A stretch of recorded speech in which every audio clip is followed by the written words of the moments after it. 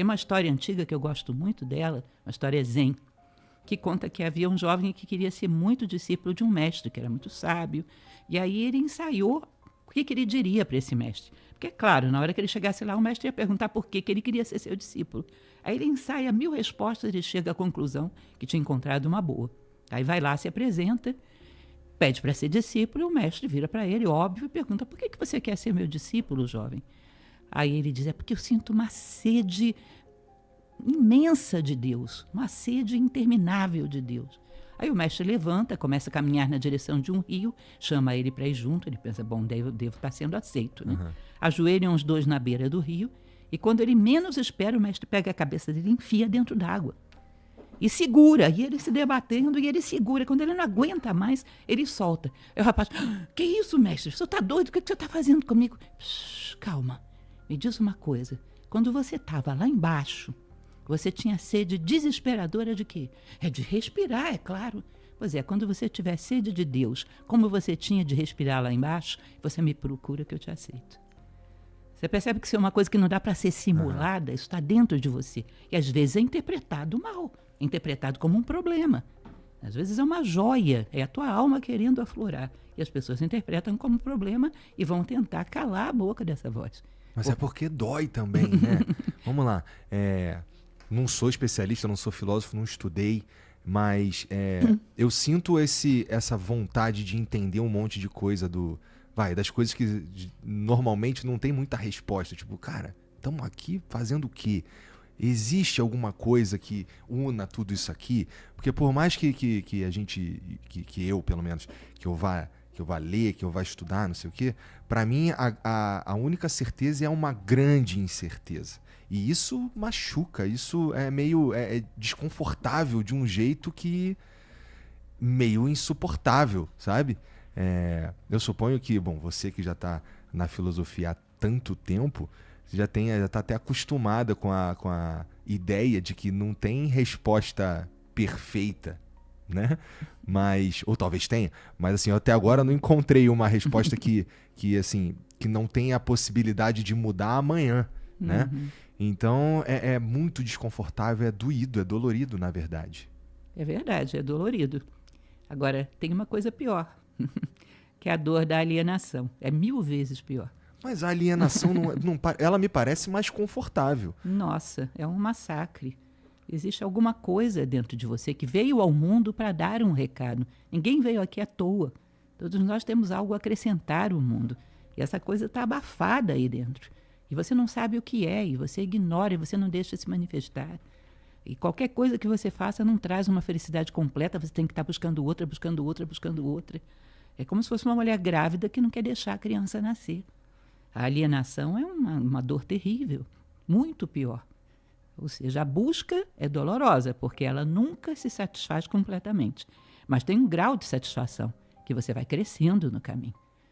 Existe uma grande pensadora, Helena Blavatsky, que ela dizia: quem faz o seu melhor faz tudo o que se pode esperar dele naquele momento. Ou seja, se eu faço o meu melhor para buscar hoje, eu estou bem, eu estou em paz com céus e terra. Durmo o sono dos justos. Agora, uma pessoa que não buscou, não fez absolutamente nada, ela vive uma angústia que ela não sabe de onde vem. Bom, eu fico pensando às vezes assim, esse lance de fazer o seu melhor, talvez tenha a ver com os tempos que a gente está vivendo, mas eu gosto de acreditar que eu faço o meu melhor, enquanto eu estou acordado eu estou fazendo o meu melhor. Mas às vezes a sensação é que eu estou vacilando. E isso traz um outro sentimento que isso tem mais a ver com trabalho do que com pensar, mas, por exemplo, um domingo à noite para mim é meio tenso, porque eu fico assim, putz, será que eu devia estar fazendo alguma coisa? Num momento, domingo à noite é um exemplo, porque é num momento que não tem muito o que fazer ali, é pra minha psiquiatra que fala, cara, você tem que relaxar também, você tem que se acalmar e tudo mais. Que é, assim, a ideia de ficar o tempo inteiro produzindo, o tempo inteiro pensando, o tempo inteiro tentando evoluir e ser melhor. É uma busca, vou chamar de busca, é uma busca que ela não tem, pelo menos eu não tô sabendo encontrar o descanso dela, sabe? Assim, o tempo inteiro, cara, como é que eu melhoro como pai? Como é que eu melhoro como marido? Porque, assim, uma das coisas que eu acho que eu entendi é que, putz, eu vim aqui, parte da minha missão nesse mundo aqui é facilitar a vida para quem está perto de mim. E quem está mais perto de mim, minha esposa, minhas filhas e tudo mais, e a minha função é facilitar a experiência dessas pessoas. E isso é uma parada que me persegue no sentido de, putz, como é que eu aprimoro esse ser humano que eu chamo de Igor? Como é que eu me aprimoro? Como é que eu vou... E sem parar o tempo inteiro é dolorido. Na verdade, quando você se acostuma, torna-se dolorido não estar fazendo isso. Mas o problema é que não tem esse planejamento que você coloca. Eu vou planejar para me tornar melhor pai amanhã. Não é isso. Em qualquer coisa que você esteja fazendo, esteja inteiro. Que aí você vai estar dando o seu melhor. Se eu estou inteiro no presente e não planejando o que eu serei no futuro, eu vou ser melhor pai. Mas nesse momento, esse ponto, como é que eu posso vivê-lo profundamente? Aqui, agora, esse momento que eu estou com você, não sei se vai acontecer outro em algum momento, se a gente vai estar juntos novamente, como é que eu posso estar inteira agora, dando o meu melhor? Em tudo. Até no nosso sono a gente tem que procurar dar o nosso melhor. Ou seja, eu vou descansar da melhor maneira possível. Eu estou me alimentando, eu estou aqui saboreando esse alimento, tentando entender o quanto a natureza trabalhou para me dar tudo isso, grato, né? Talvez compartilhando ali com a minha família outras coisas além do alimento físico. Ou seja, nesse momento, o que eu tenho de melhor para oferecer? E está tranquilo. Está tranquilo, isso se faz de maneira muito natural. É simplesmente uma preocupação de estar inteiro, corpo, mente e alma, inteiros, no presente. Tá? Estar inteiro. No presente, sempre. Pra mim, eu acho que começa esse despertar pra mim, assim, não que eu seja um cara, mas enfim, teve a ver com o nascimento da minha filha, por exemplo. Eu acho que isso daí foi um marco muito sério na minha vida, que mudou muita coisa, muita percepção de coisas, sair de coisas assim, putz, eu quero, sei lá, ter um carro novo e eu quero, sei lá, pra direcionar tudo isso de um jeito para outra pessoa, para um outro ser que ainda de certa forma egoísta, já que é a minha filha, mas é muito diferente do que eu estava acostumado até então, que eu era o centro do meu próprio universo. Isso muda radicalmente quando você se torna pai ou mãe, eu imagino. Mas assim, será que a gente tem algum um gatilho universal para que a gente comece a prestar atenção nessas coisas, já que existe uma verdade ou uma justiça ou um amor universal? Será esse gatilho também? Se existisse, seria bem mais fácil, né? Putz. Bastaria ativar o gatilho da humanidade inteira, mas não há. O que há gatilho para você pode não ser para outra pessoa. Muitas pessoas têm filhos e continuam extremamente alienadas como sempre foram. Uma vez eu conheci algumas pessoas que estavam numa experiência de quase morte. Um grupo de pessoas doentes paliativos. Tá. E eu achei incrível o grau de consciência daquelas pessoas, como pensavam com lucidez. Aí eu pensei, bom, será que isso seria um gatilho? Pouco tempo depois eu conheci uma pessoa que passou por uma experiência de quase morte e ficou mais egoísta do que antes. Entendi. Muito pelo contrário. Aí que ela achou que ela tinha que se entregar mesmo a todos os prazeres egoístas, porque a vida era passageira. Ou seja, não é um elemento que possa ser forçado de fora.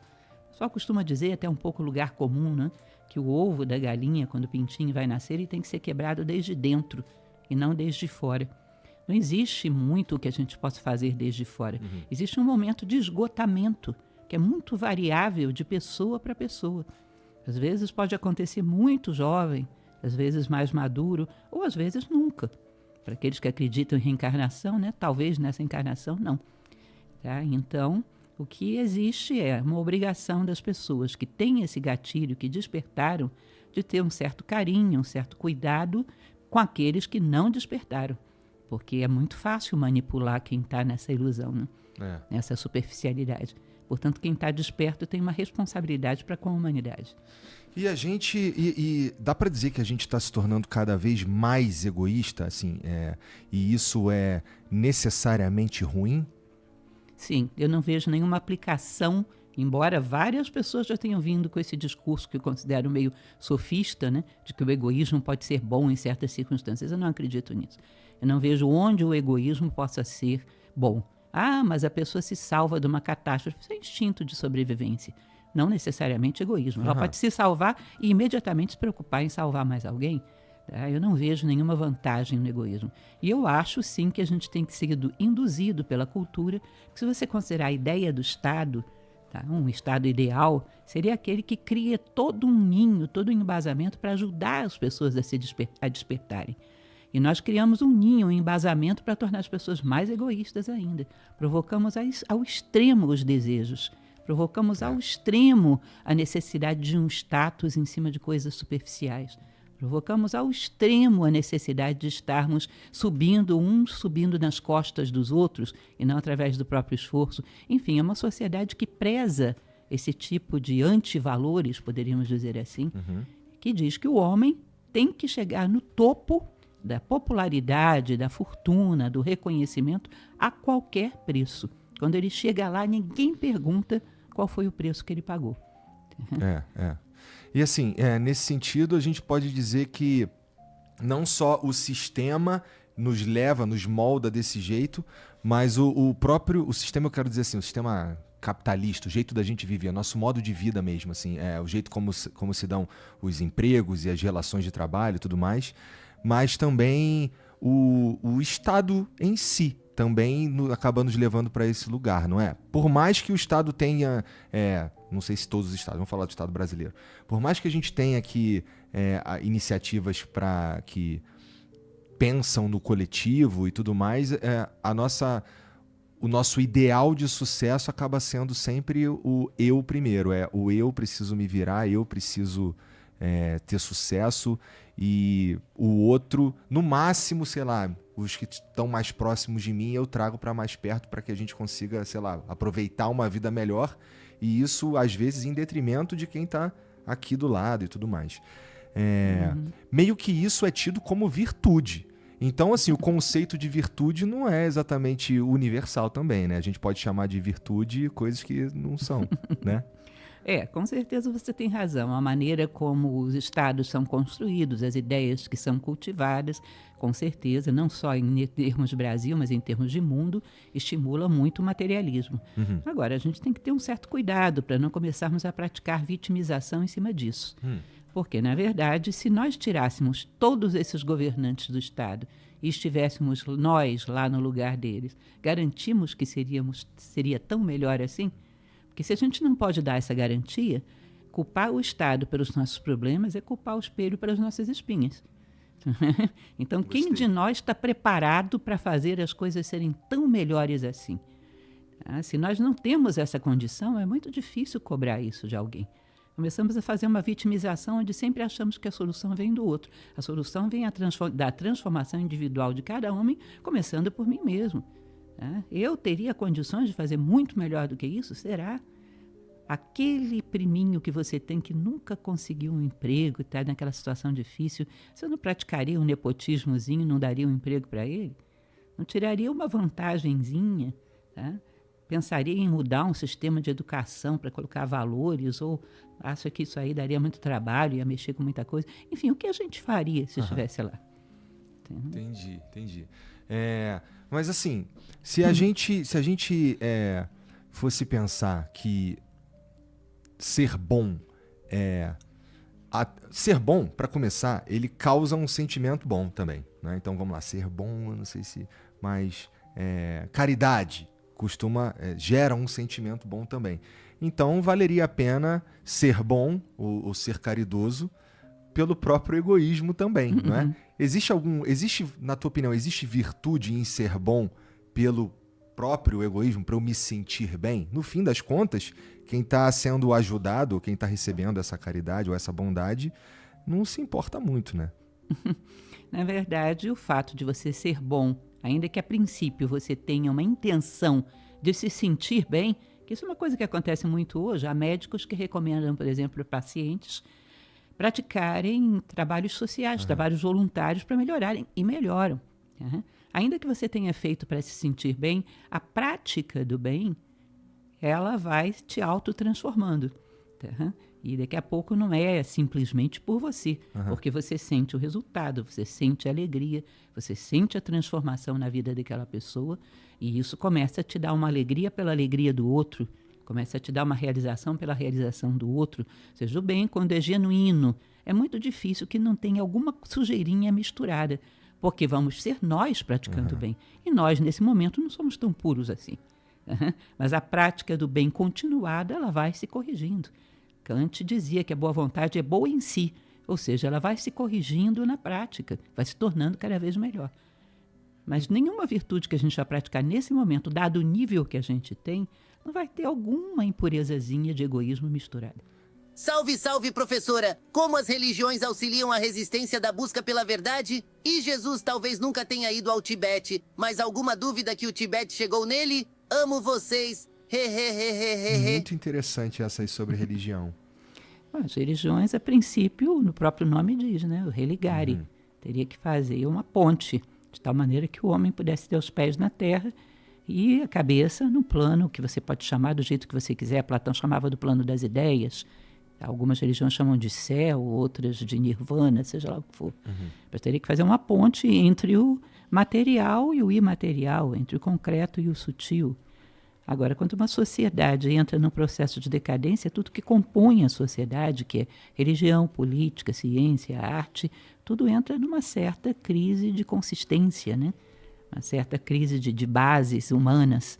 Então, nem sempre as religiões cumprem esse propósito, mas a ideia delas era isso. Era elevar o ser humano até o ápice da sua condição, colocá-lo de pé realmente. De tal maneira que fizesse uma ponte entre céu e terra, fosse um pontífice. A gente está nesse processo de decadência, então, há muito tempo, né, cara? Porque tudo, assim, a maioria das coisas que... É difícil, inclusive, encontrar algum sistema, alguma instituição, alguma invenção humana que ainda não foi usada para o mal, né? Tudo já foi usado para o mal. Chega ao ponto de certas coisas terem sido utilizadas mais para o mal do que para o bem, que te coloca para questionar. Seria melhor que não tivessem sido descobertas, não tivessem sido inventadas. Você pega, por exemplo, a física atômica, ela tem boas finalidades, mas considera o tanto de prejuízo que foi criado pelas bombas que foram atiradas, o tanto de sofrimento humano. Talvez o preço tenha sido caro demais. Talvez tivesse sido melhor que não tivesse sido descoberto. TNT, por exemplo, que o Nobel inventou para os caras minerarem, aí que a gente está fazendo míssil. Marcel mandou R$17. Querida Lúcia, gostaria de agradecer por todo o seu esforço e trabalho. Comecei minha caminhada na escola depois de te conhecer. Tens um recado para os jovens?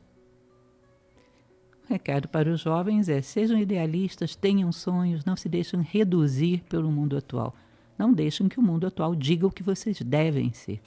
Lembrem sempre daquilo que eu falo da inteligência. Inteligência é interelegere, escolher dentre as coisas que o mundo te oferece qual é a melhor. Mas o sumo sintoma de inteligência é escolher dentre as coisas que o mundo diz que você deve ser, quem realmente é você. O maior sintoma de inteligência é a identidade. Tenha identidade, tenha vida interior, tenha o hábito da reflexão, construa a si próprio, encontre a si próprio e cumpra o seu papel na vida. E isso é uma ânsia do jovem, de ser original, de ser ele mesmo, e que muitas vezes é capitalizada por modas, né? Por modismos. Saia dos modismos, mergulhe dentro de você, encontre a sua verdadeira identidade e busque um ideal que faça com que a sua vida seja digna de ser vivida, para que você tenha tempo real. Tá? Existe uma história que eu gosto muito de contar, posso contar? Claro. Que disse que havia um jovem que ele viajava muito pelo mundo e ele gostava de conhecer cemitérios, uma mania estranha. E um dia ele chegou numa cidade, foi conhecer o cemitério e ele achou muito estranho que naquele cemitério não havia a data que as pessoas nasceram e a data que as pessoas morreram. Havia prazos de tempo do tipo 12 meses, 18 meses. Ele, o que significa isso? Aí foi procurar um morador da cidade, mais antigo, e perguntou. E esse morador disse: olha, porque aqui a gente não coloca o tempo que a pessoa sobreviveu, mas só o tempo que ela realmente esteve viva. De verdade. Corpo, mente e alma juntos, dando o seu melhor, tendo um ideal, caminhando para ele. Ou seja, imaginem vocês se a gente morresse nesse momento, quanto tempo estaria escrito na nossa lápide? De vida real. Ou seja, não abra mão, não permita que a sociedade impeça você de ter vida real. Vá atrás disso, de autenticidade, de vida real, de algo que some, que realize o seu papel no mundo, que todos nós temos um recado a dar ao mundo. Nossa palavra sagrada, nosso hieros logos, todos nós temos algo a dizer ao mundo. O jovem, sei lá, a pessoa, ela pode estar achando que está sendo autêntica quando na verdade ela está só seguindo mesmo uma moda ou o que os outros querem que ele faça, né? Então vamos lá, eu posso acreditar que eu tô sendo eu mesmo ao me tornar médico, por exemplo, quando na verdade eu acabei virando médico porque, sei lá, minha família sempre disse que esperava de mim que eu fosse médico. E isso não faz de mim eu mesmo, faz? Na verdade, a medicina, se você fez por vocação ou fez porque a sua família quis, ela é um ofício, não é aquilo que você é. Uhum. O ser humano, ele é uma vida interior intensa, um conjunto de coisas que ele pode fazer por si próprio, pelo outro. E a medicina é um canal. Uhum. Ele pode fazer isso pelo canal da medicina, pelo canal do direito, pelo canal da marcenaria, por qualquer canal, às vezes muito exóticos, mas aquilo que você faz não é aquilo que você é. Aquilo que você é uma identidade humana muito profunda, é a ideia do bem, é uma vontade de beneficiar o mundo. O canal que você usa pode ser mais ou menos autêntico segundo a sua vocação, mas a autenticidade profunda está sempre no ser e não num ofício. Entendi.